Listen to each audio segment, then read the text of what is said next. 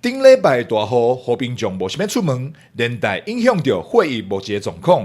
现在 COVID-19 疫情渐渐趋缓了后，病疫患者纷纷返回，造成医疗用血量的增加。南部血库存量仅只剩3天左右。好佳在现在雨停啊，真侪有爱心的民众纷纷来到捐血中心，捐出家己的热血。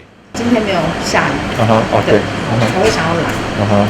不然之前下大雨没有想出门，没办法出门。对，这梅雨季节这么长嘛，而且血库呢就闹荒了，就很缺血，而且又加上这个疫情的关系，所以呼吁大家呢多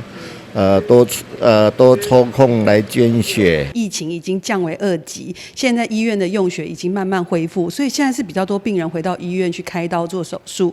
但是我们比较不巧的是，在7月中旬下半到上个礼拜到昨天都还是有豪雨的状况，所以这个天气的状况影响了很多捐血人就不出门了，所以我们目前在血液的供应上就产生了缺口。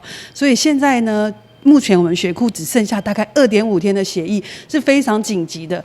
3天后的病人就可能没有血可以用了，所以现在还是要呼吁市民朋友赶快出来挽袖捐血。捐血中心因为受到 COVID-19 防疫措施的影响，除了无法度入去校园、公司、部队募血以外，真侪大型的捐血活动也因为烦恼根据被迫取消。自5月中以来，血液库存量持续不足，日前阁拄到大雨侵袭南台湾，和原本就欠缺血液库存量更加见底。现在也好天啊！台南甲高雄的捐血中心也恳请热血民众踊跃捐血。台南新闻张硕维采访报道。